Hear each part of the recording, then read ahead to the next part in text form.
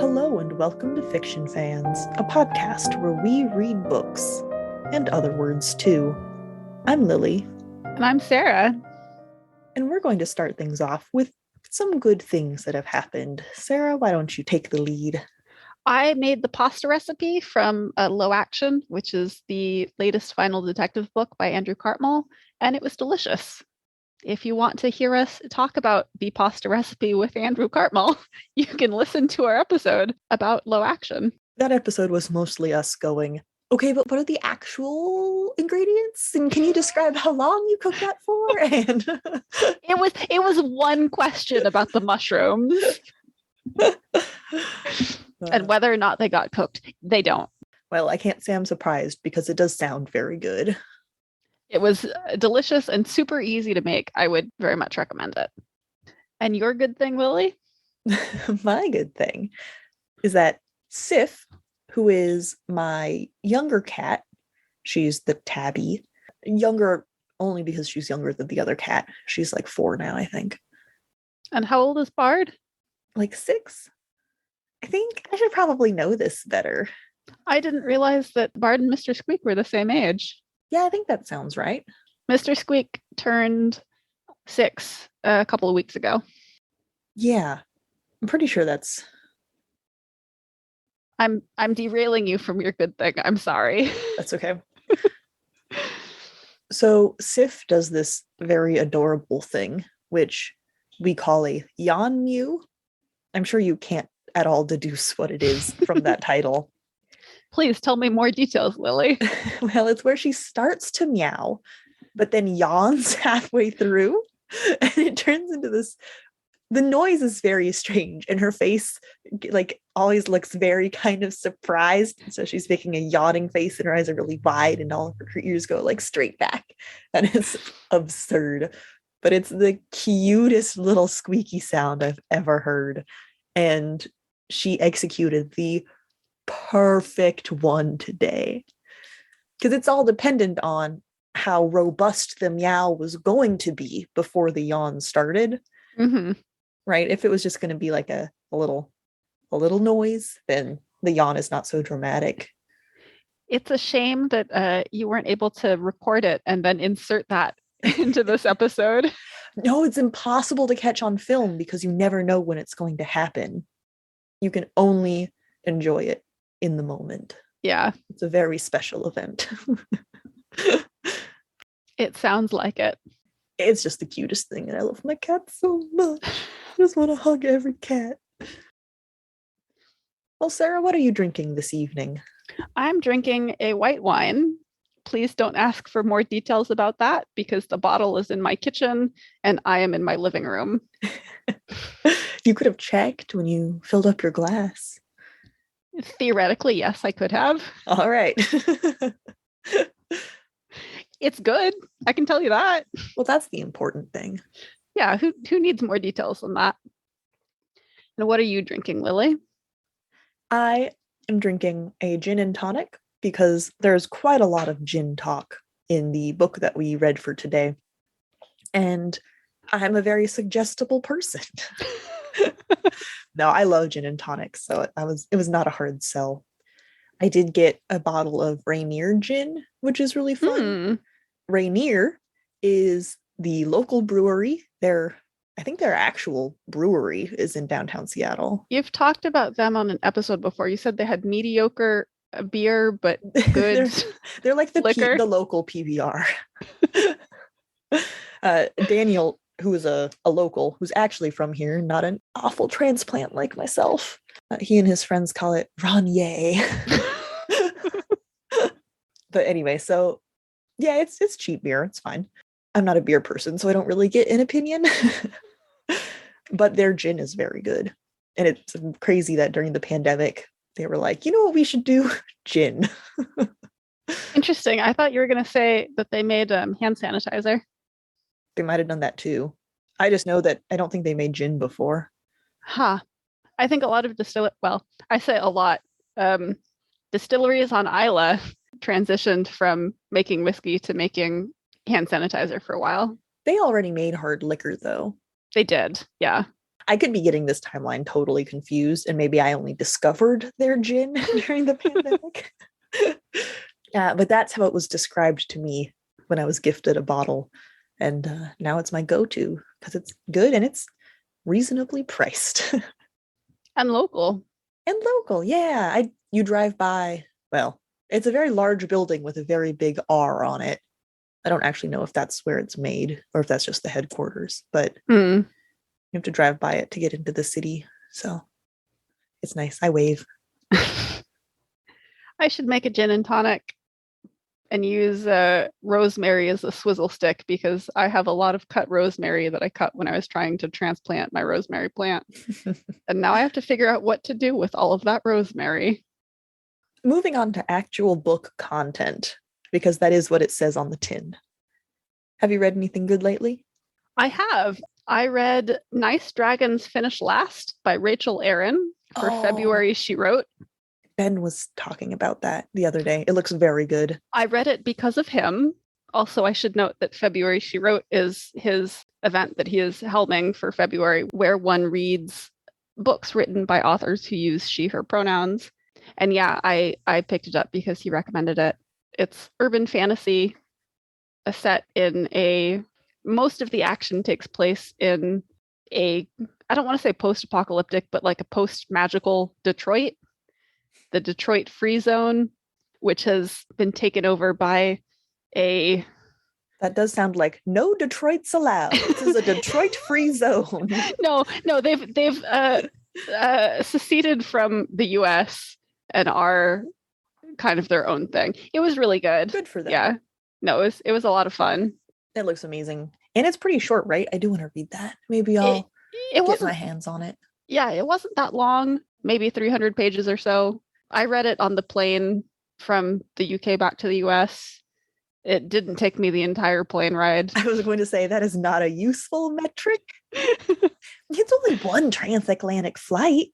If it didn't take me the entire flight, it took me, so the flight was like 9.5 hours or something, and it didn't take me the entire time. I was reading Synopticon for probably about 2 hours. So that means it took me 7 hours or less. All right. for whatever that's worth. Have you read anything good lately? No. All right, next question. Well, we don't have any more questions. Now it's time to talk about the book. Yeah, I know. I was just trying to move it along. Look, I got by the skin of my teeth for today's book. I'm just proud. We didn't even have to push back the recording. I know. I texted you. I warned you. I was like, I was prepared. Yeah. I was prepared. We had like 3 different contingency plans depending on how long it would take me. Not because this book is very long, but because I procrastinated. And to be fair, you also do all of our editing and I don't do that. Yeah. So that adds some time to your calendar. To be fair, I procrastinate on that too. Anyway, we read Midnight Riot by Ben Aaronovitch for today, and I did finish it. You did. It's not long. It is about 300 pages. It was a reread for me. I read it a couple of years ago. I don't know how long. I don't think I knew that. Yeah, no, I've read it. I've read it before, and I own book 2, but I don't think I've read book 2. But part of the reason why I suggested it was because it was a no-buy for me. Ah, sneaky. That's okay. That's allowed. I'm pretty sure that I told you that when we were discussing what to read. That was more than a month ago, and therefore it did not happen. This is not new information, I swear. But yeah, it's a fun, again, urban fantasy, like Nice Dragons Finish Last, only very different from that urban fantasy. Yeah, it's a detective story. I think you must have told me that it had fantasy elements, but I guess it didn't really register until suddenly there were ghosts. I did misread the blurb on the back. How so? The adventures of a rookie cop and his magical apprentice. That is not what it says. No, that's not what it says. It's the adventures of rookie cop and magical apprentice Peter Grant, who is the main character. But so I kept expecting, I was a little confused. And then I went back and was like, oh. I'm kind of surprised that you actually read that, given that you have said that you tend not to read the backs of books. I didn't read the summary. I still haven't read the summary. But it was just the little blurb. On my copy, at least, it is bright yellow and on its own little paragraph. On mine as well. Yeah. But so I was reading the excess bits, right? The quotes and things, because one of the quote recommendations, or there's probably a word for those. Quote. Is it quote? Is quote word for those? praise for, I think there actually is a quote. Blurb? It might be blurb. Might be blurb. One of the blurbs is by Charlaine Harris, whom I love. She wrote the Southern Vampire mystery novels, also known as True Blood. And so when I saw a quote by her, I was like, well, now I have to read all of the quotes. Her quote is a decent quote. There are some quotes that I think less highly of. I know you're not referring to Nathan Fillion's quote for, what was that? The Salvage Crew? The Salvage Crew. No, I was actually referring to Diana Gabaldon's quote for Rivers of London, or Midnight Riot as it's titled in the US. Not only because I have a slight distaste for Diana Gabaldon. Oh, I have no idea who that is. Which she wrote Outlander. I own that book. Hey, I'm looking at it right now. I won't get into a huge rant about, well, no, I lied. I am. You can cut it out if you want. But she has called writing fan fiction the equivalent to raping her characters. Well, that's dramatic. And she's said some very incendiary, unpleasant things, especially considering that Outlander is basically Doctor Who fan fiction about Fraser Hines' character, Jamie McCrimmon. And she has said as much. And so it's very hypocritical. Anyway, very short rant over.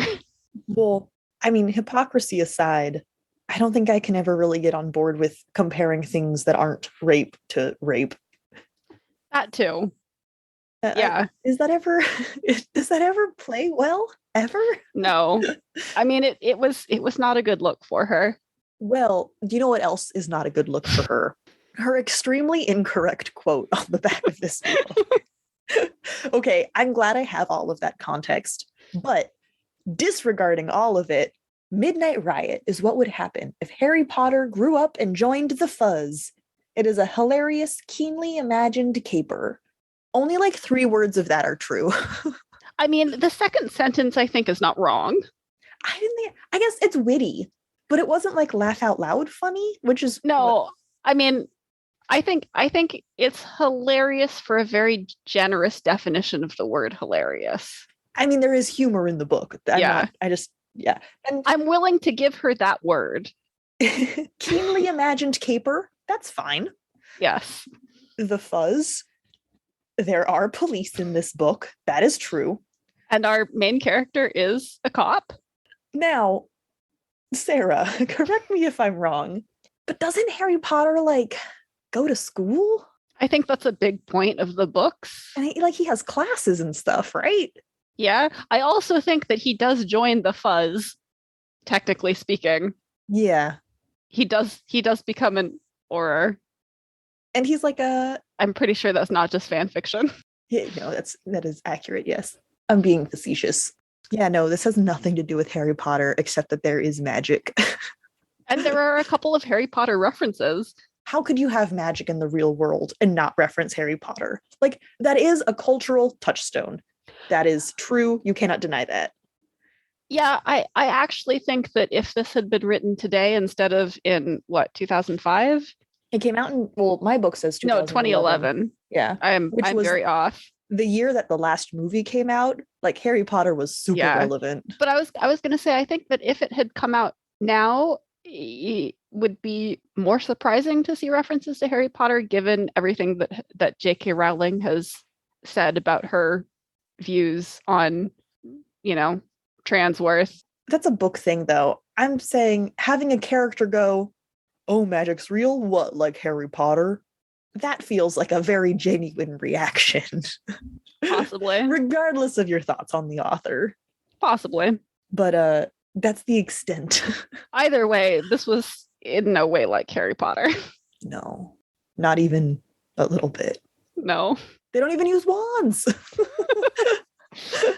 I mean, his master, Thomas Nightingale, has a cane like Lucius Malfoy. You're right. Lucius Malfoy is the only character in literature who has ever used a cane. It's true. No, I'm specifically saying if we're making comparisons to Harry Potter. I know. And I'm saying that falls. It falls short. You don't even get that one. Okay, we're not going to talk about Harry Potter instead of this very enjoyable book. Yes. So this is a book about gonna say right up top, everything I know about the British police system, I know from Terry Pratchett. So I'm sure I am going to miss some nuances and also describe things poorly. Just gonna get that out of the way right now. So it sounds like all police in London, at least, start with like what's effectively a 2-year internship or something, where they're baby police. That's what this book makes it sound like. I feel like Doctor Who actually has that in it a little bit too, right? Because I don't remember her name at all. Isn't there a character in Doctor Who with Jodie? Police? Yeah, Yaz. Yes, I knew it started with a yes sound. Yeah. She's a policewoman. I couldn't tell you how specific the details about her experience in the Force are. I thought she was also a newbie, but anyway, not the point. Peter, our main character, is basically at the end of his internship and is about to get, it's not an internship, but that's like the closest word I can think of. Trial period, like practice run. They all have to be beat cops for a little while before they get assigned to a department.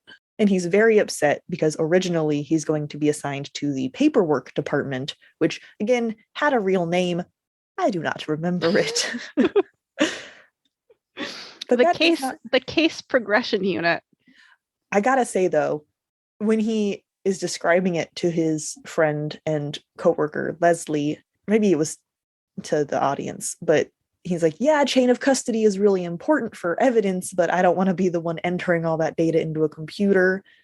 And when I was on a jury for a trial that was like a month and a half long, yes, the chain of custody was the worst part. It was so much just like, and then I signed this paper and then I handed it to this person who signed this paper and then handed it to this person. And then I had these keys and I locked it in this locker. Oh my God. I understand that it's an important part. I do, like, he's completely correct. The main character is completely correct. It's a very important part of the justice system, whatever system you're in. But man, not much fun to work in. Or listen to. Well, it's a good thing that Peter Grant doesn't actually end up having to go into the case progression unit. No, he does not, because he makes a joke. Well, not a joke. He's ghost hunting one night because he suddenly sees a ghost for the very first time and wants to see if he can find him again. And so he sort of sarcastically tells some random person that he's out ghost hunting, who turns out to be the head of the supernatural department, which again, it had a different name. The back of the book doesn't tell me what Thomas Nightingale's department is, which is where I got the case progression unit. Oh, really? That was on the back of the book? Yeah. That's not a really important detail. But okay. No, it's in the summary at the back of the book. Huh. Well, it's the X-Files. They're the magic police. So one of the questions that came up while I was reading this book is if all detective novels are in the first person, or if it's just the ones we choose to read. I mean, I rather doubt it's all detective novels, but I do wonder if it's a genre trope. It really seems like a thing. It does seem like a thing. A lot of detective novels, or as you say, the detective novels that we've read have been in the first person. All of the detective novels that we've read, but I'm saying that's probably not a great sample. No, it's not a great sample. And I think that all of the detective novels that we have read have been written by people who are friends with each other. No, I'm including Carnacki. Okay. He is not a friend of Andrew Cartmel and Ben Aaronovitch. I will grant you that. I mean, I'm guessing it's just the influence of Sherlock Holmes on the genre. Is Sherlock Holmes the original detective story? I think that's possible, but I have not fact checked it. Are the Agatha Christie novels written in first person? Those, I guess some of them are. Yeah, Poirot. Poirot's a detective. Poirot is a detective. Because I was going to say, she writes a lot of mysteries, but they aren't all quote unquote detective novels. I don't know. I've read a lot of Christie and I loved every minute of it. I'm not a lot of Poirot though. I read more Miss Marple, Miss Maple. Marple, I believe. Yeah. I read a lot of Agatha Christie in grade school because my grade school library had Agatha Christie, but I haven't read a lot since. She was after Holmes. Well, yes, I didn't think she was before Holmes. Oh, okay, gotcha. Poirot does look like it's in first person. Okay, yeah, that was my question about Poirot. Gotcha. Right, because I know her mystery novels aren't all in first person, but her detective ones might still be. Yeah, like what is it about detective novels? I don't know. Yeah, like I feel like it's a genre convention, but I don't really. It's not a genre that I read a lot in, so I couldn't tell you. I feel like it's a good way of making sure that as a reader you have limited information about what's going on, which is and a justifiable way to give limited information. Yeah. I just didn't tell you that there was a handkerchief on the floor, so you didn't know, so you couldn't guess, right? Right. And I feel like that's kind of important to the main conceit of the book, which is, or of a book, a detective book, which is that you're supposed to be uncovering things as you go along and not guessing, who done it from the very start. It's funny though, because the Sherlock Holmes stories are specifically not from his perspective, because he usually knows the answer from the beginning, which is why we have Watson to be sort of our entry into the world, because he is on the same level as the reader. And I mean, that works in Midnight Riot too, because, well, Peter is trying to uncover the mystery, but also he is discovering this whole magical, I don't want to say underside of London, but this different version of the city that he's lived in his whole life. Yeah, the magical aspects of London. Also, as a sidebar, it was really interesting to read this and recognize a lot of the places mentioned having just been in London. Like that added must a layer. Have been really fucking cool. It was like they kept talking about Trafalgar Square, and I was like, oh, I was right there. That's where the hotel was. It wasn't a particularly fancy hotel, I should say, despite its location. But it was really neat to be like, I can place on the map, on my own mental map, where these things are happening. That is very cool. Yeah. Like I said, it was an added layer of enjoyment to reading the book. But I digress. We were talking about other things. I mean, I was basically done. I'm going to stop harping on about first person. It's not my favorite. I would almost always prefer third person to first person, but fuck it. We don't always get what we want. We don't. There are some fun little tidbits in this book that aren't, super. It's really hard. This is a mystery story, right? I feel like a lot of our conversation is going to be after the spoiler break. Probably. But as you pointed out, there's a really fun little meta dialogue. I'm not a fictional character. I hate to break it to you. There are also some fun references to Doctor Who. Yeah. Which has, I think, more meaning because Ben Aaronovitch actually wrote for the classic series of Doctor Who. He wrote, I think, 2 episodes in the late 80s for the 7th Doctor and Ace. So it was kind of fun to see that. Although he was referencing the 3rd Doctor, not the 7th, but I would actually argue it would be a little cheesy if he referenced his own episode. yes, probably. And then there was a lot of talk about jazz, which I wondered if that was a little nod to Andrew Cartmel, because they're good friends. And Andrew is a bespoke jazz fan. I don't think that's how you use that word, but I'm doing it anyway. I'm not wrong. He is a very large fan of jazz. But as far as the actual story goes, and not sort of the fun trimmings that you get around it, yeah, kind of have to shut the fuck up and wait for the spoiler section.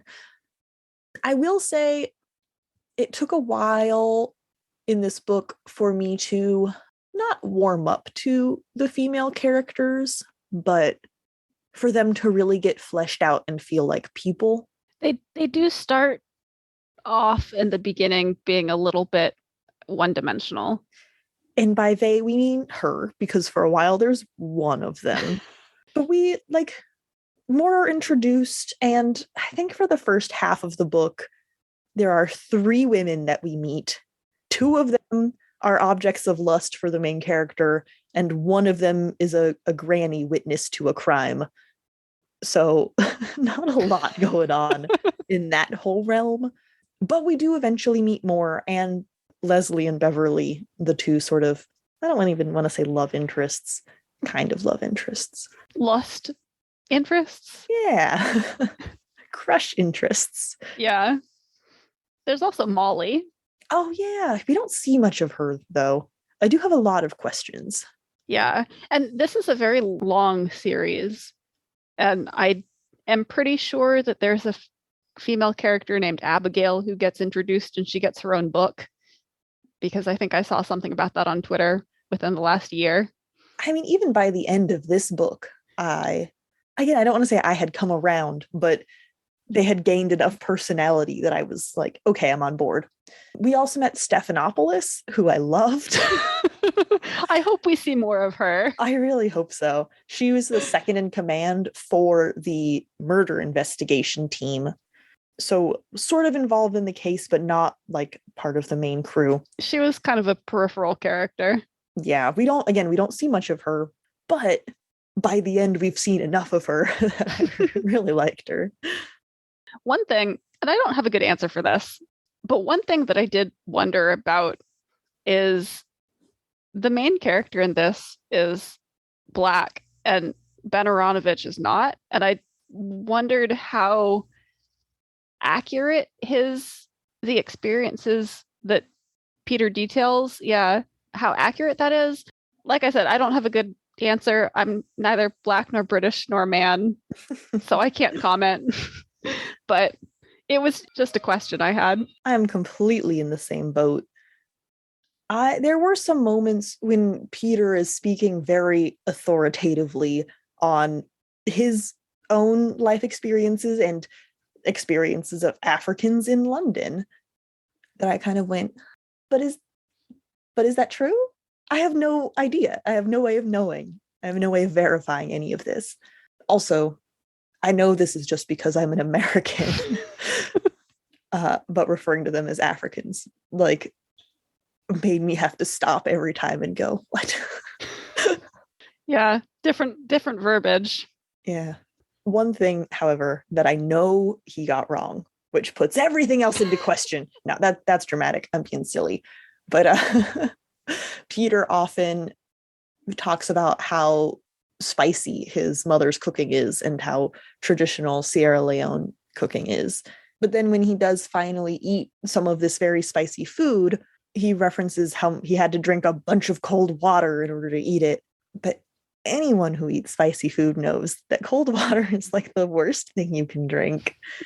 So that part was not accurate. Not a very large factor in the Black experience, I'm sure, but the only one I can verify. Yeah, I don't have anything to add there. I will say in my notes for that section, I wrote something about how cold water is not good for spice. And I must just be in a doomed state of mind because I was like, the spice? But there's no spice in this book. What was I talking about?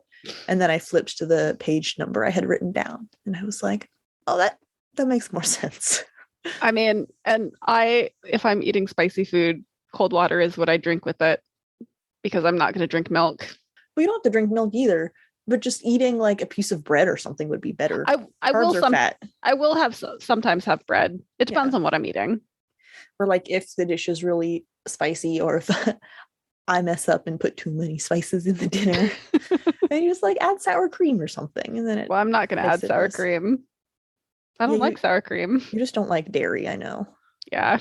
The carbs though, rice, that would help more than cold water. I mean, yes, I do eat things with rice and bread and potatoes and things that will cut the spice. Cold water just makes your mouth burn more. Water's good though. I mean, yeah, but that's not going to help with the spice. No. Right? Like if he said he drank a lot of water because he wanted to be hydrated and like hashtag self-care, that would be fine. Yeah. I'm not arguing with you. I'm just arguing with you for the sake of arguing. I know this was not a reference to The Stress of Her Regard by Tim Powers, but one of the authors that are referenced in this book as someone who wrote on magical ghosts. Yeah, you're right, ghosts specifically, was Polidori, who was the doctor for, I think, Byron specifically. Yeah, I believe so. Stress of Her Regard. So I mean, I don't think that's a stress that's historically right. But I'm saying whenever they referred to Polly Dolly, the real person, which is probably not how you pronounce his name. Oh no, Polly Dolly is not how you pronounce his name. No, whenever that's the nickname in The Stress of Her Regard. Whenever they referred to Polidori as an author in this book, all I thought of was poor Polly Dolly, as they called him, because they were mean to him, because the romantic poets are jerks. It was fun to have that connotation. Yeah. Even if in completely unintentional. I mean, they're both referencing the same real person, but right. It was fun. It was nice for me to have that additional reference. It definitely made me more sympathetic than some random historical reference should have been. Yes. Oh, hey, Polidori, I know him. Well, no, I was just like, oh, poor guy. Every time it came up. I think we really have to jump into the spoiler section because this is a mystery novel and we can't really talk about anything that actually happens. It's true.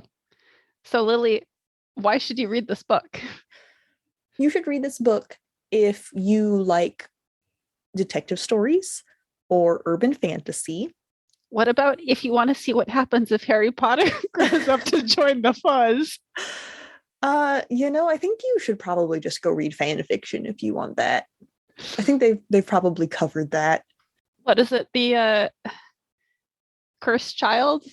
He's head of the Aurors in that.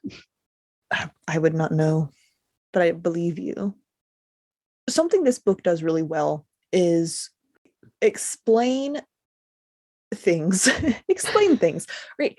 There are a lot of questions when you're reading this book. A, because it's a mystery, and B, because we, along with Peter, the main character, are discovering the way magic fits into our reality.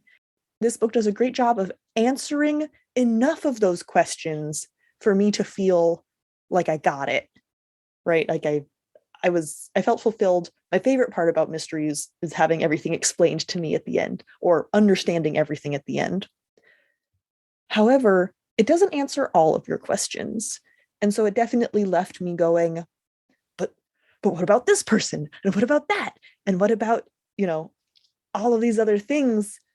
But because Aaronovitch did such a good job of answering most of my questions, I'm pretty confident that those have been left as hooks, right? And so they don't feel like loose ends. They feel like, I want to keep reading. So that's why you should read this book, if you want to have the correct level of information described to you. To avoid spoilers for Midnight Riot, skip to 5134.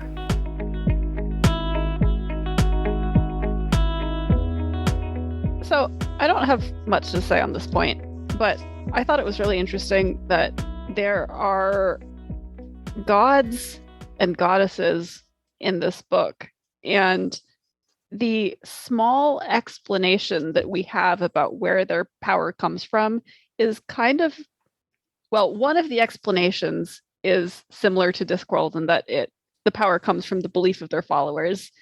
That's not necessarily the accepted explanation. It also could come from the locality itself or a divine source beyond the mortal realm.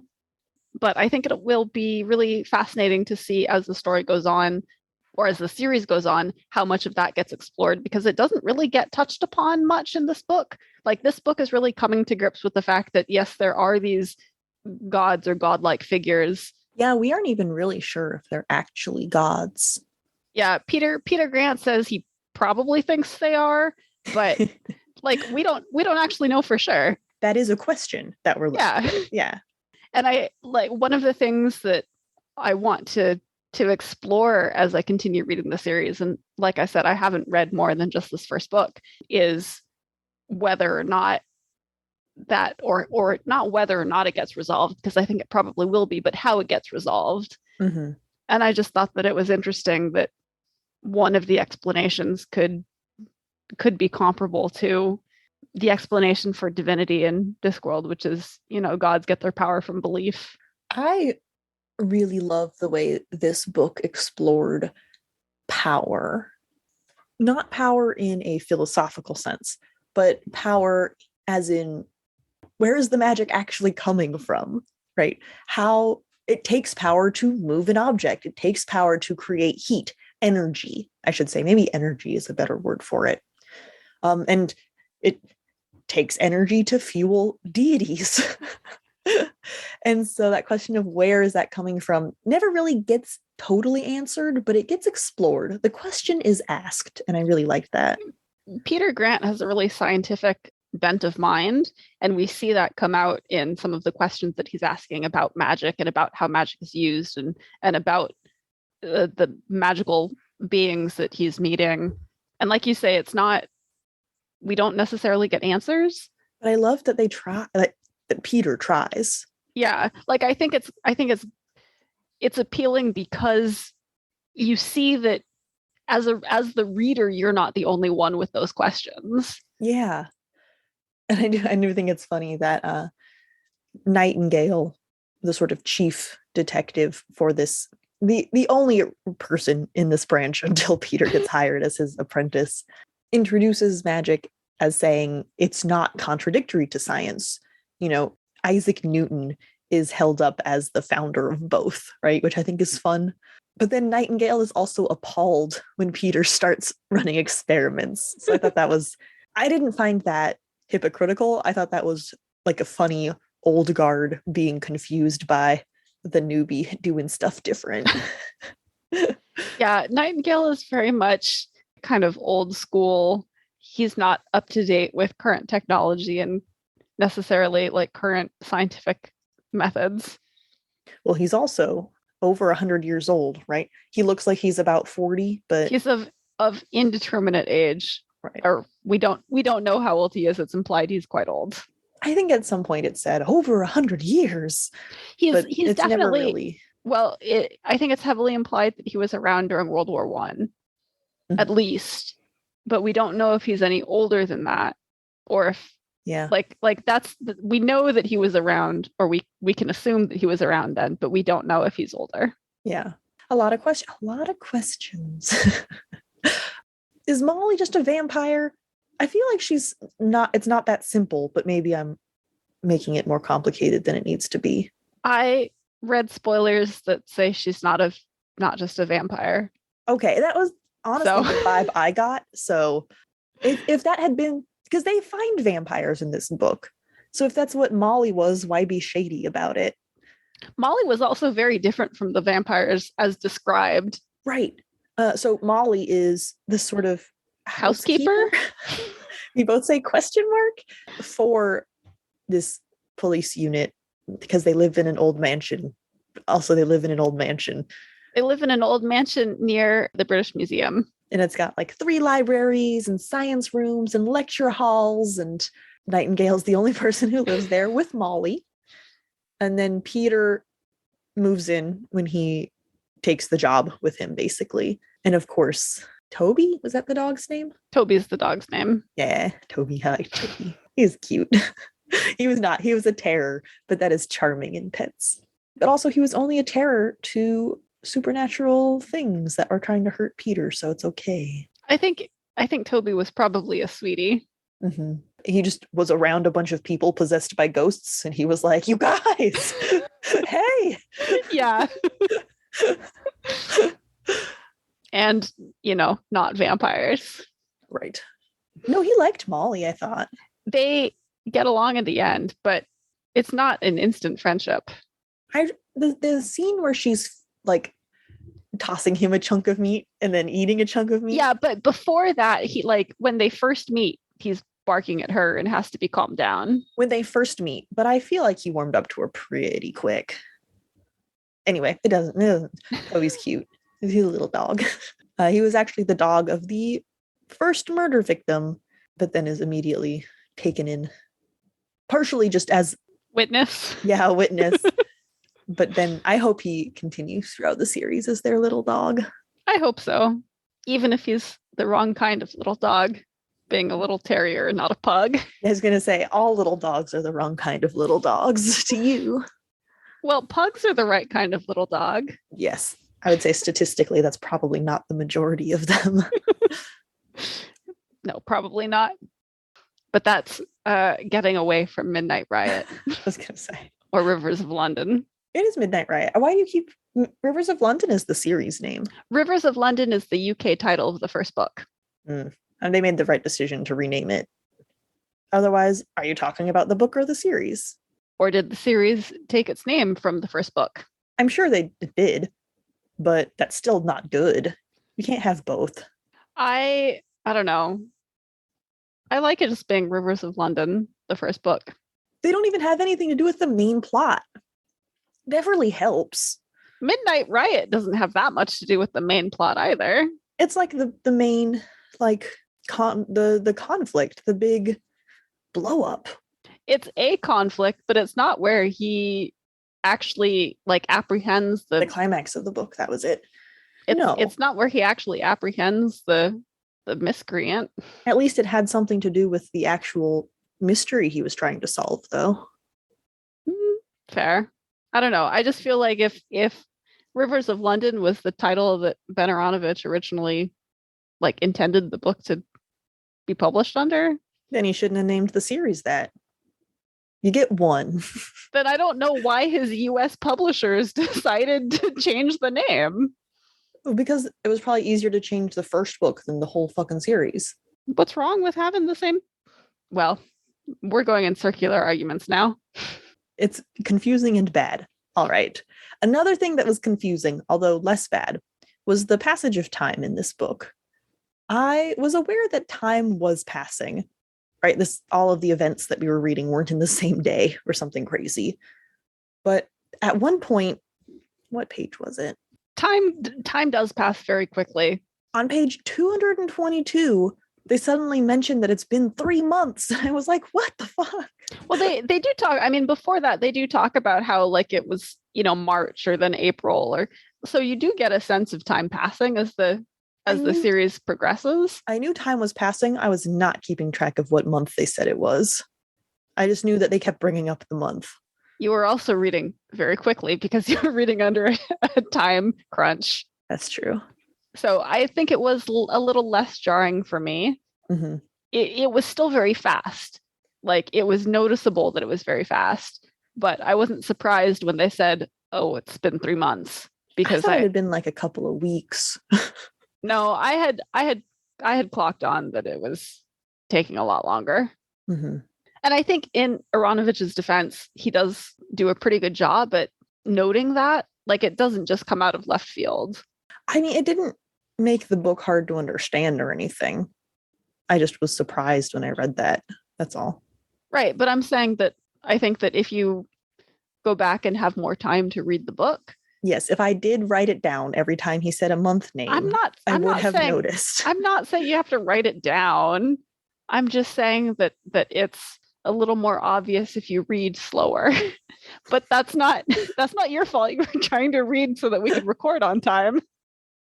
Leslie was an interesting character. I was extremely unimpressed with her for most of the book as a character. Yeah, she does kind of seem like an accessory to the plot for a long time. Just sort of there to be a foil for Peter. Yeah. Like I said before, she eventually gets character development. Actually, not as much as Beverly does. I think she also starts out from a slightly better position than Beverly does in terms of sex object dimensionality. Yeah.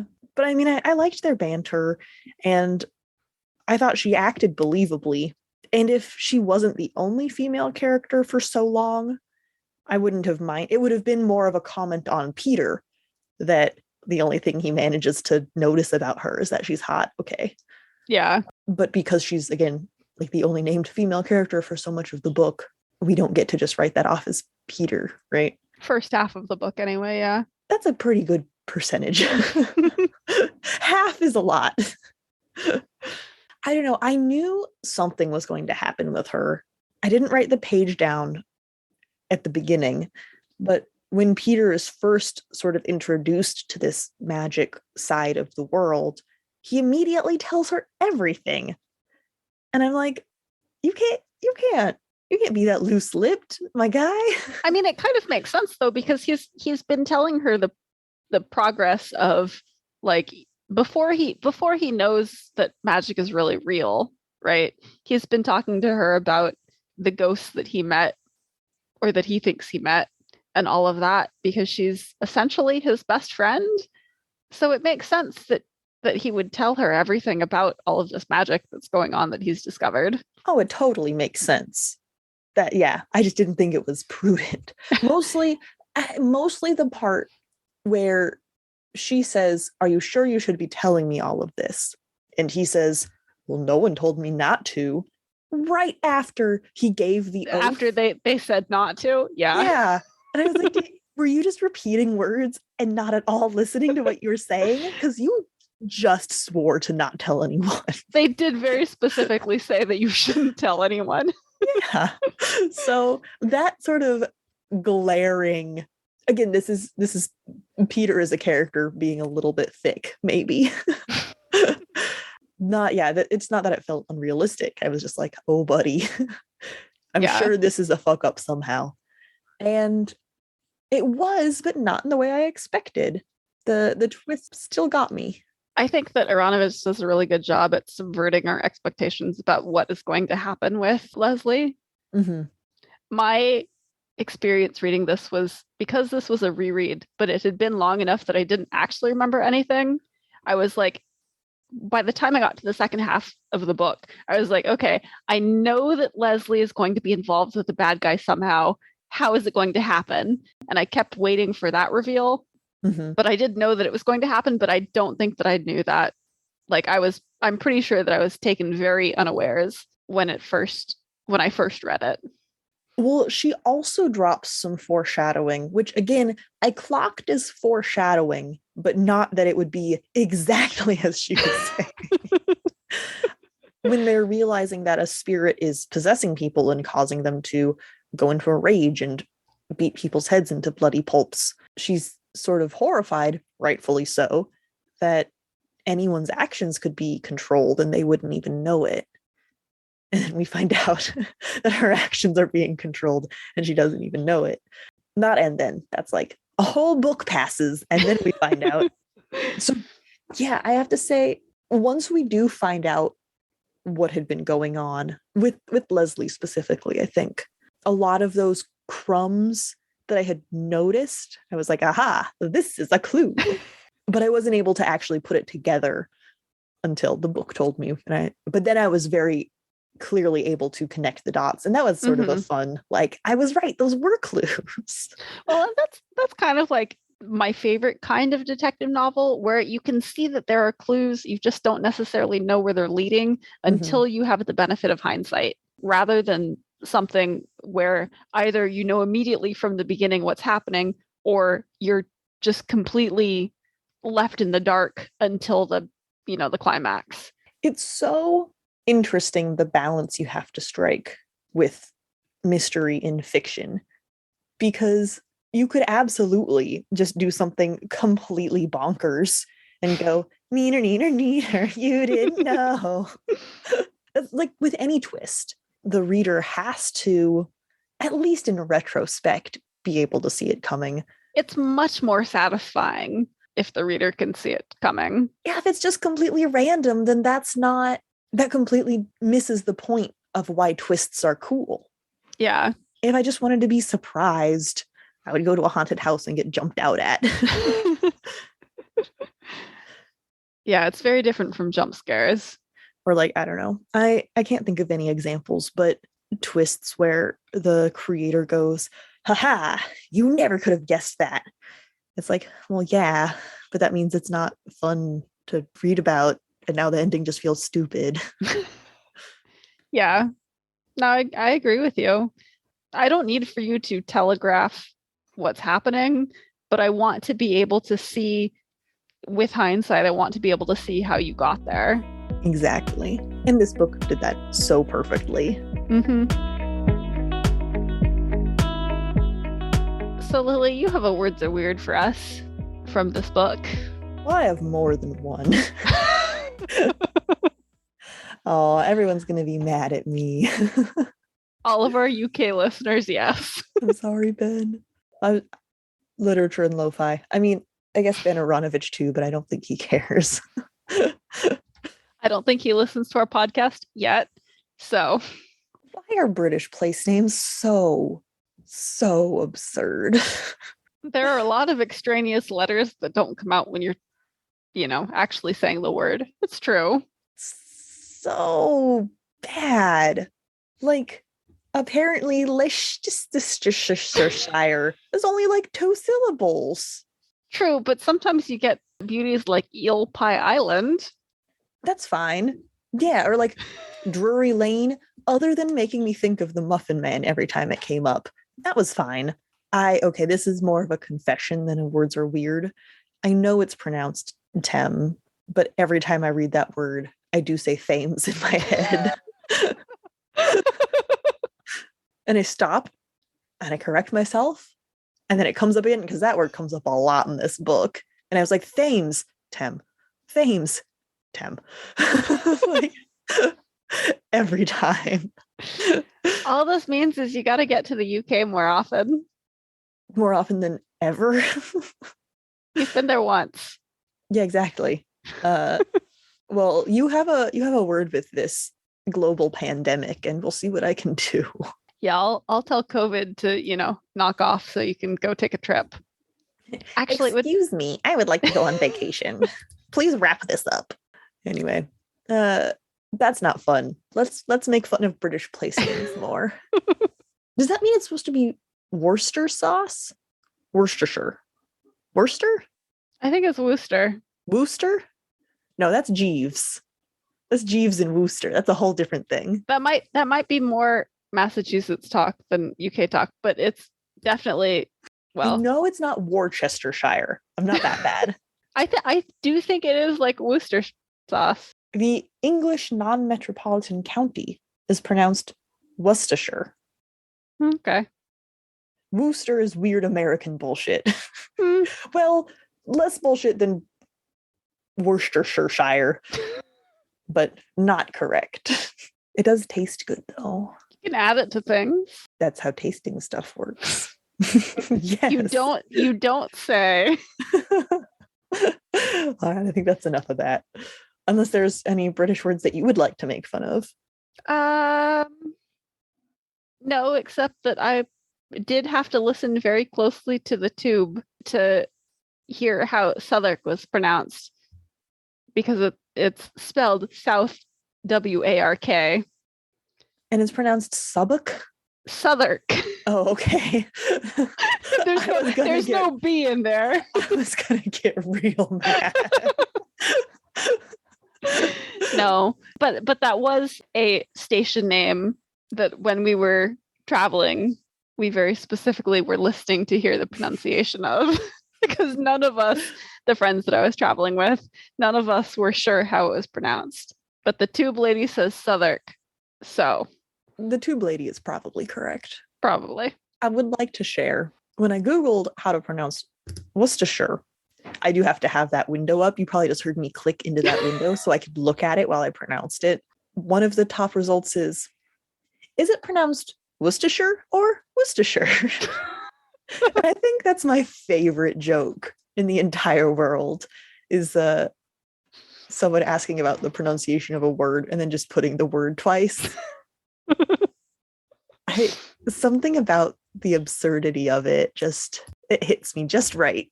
It's a question that doesn't work well via text. No, it's got to be on purpose. I always assume it's on purpose and people are just comedic geniuses. That's giving a lot of credit to people that I don't give.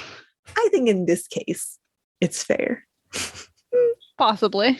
The next top result is, how is Worcestershire not pronounced? So I think these are goofs. Maybe. Oh, wait. Now this is saying it's Worcester sauce, and the sauce is pronounced differently from the county? Oh, no. Oh, so I'm not wrong. Well, okay. Hold on. I still don't think it's Jeeves and Wooster. Oh, God. Don't talk to me. I lost the window. Okay. Oh, no. I will only say entirely Jeeves and Wooster or not use that pronunciation. Those are the only two options. Thank you so much for listening to this episode of Fiction Fans. Come disagree with us. We're on Twitter and Instagram at FictionFansPod. You can also email us at fictionfanspod@gmail.com. If you enjoyed the episode, please rate. Well, you can't review on Spotify. To just say rate on Spotify and Apple Podcasts? I mean, I think you can say rate and review on Spotify and Apple Podcasts, and people will figure out that you could rate on Spotify and review on Apple Podcasts. All right. If you enjoyed the episode, please rate and review on Spotify and Apple Podcasts, and follow us wherever your podcasts live. Thanks again for listening, and may your villains always be defeated. Bye. Bye.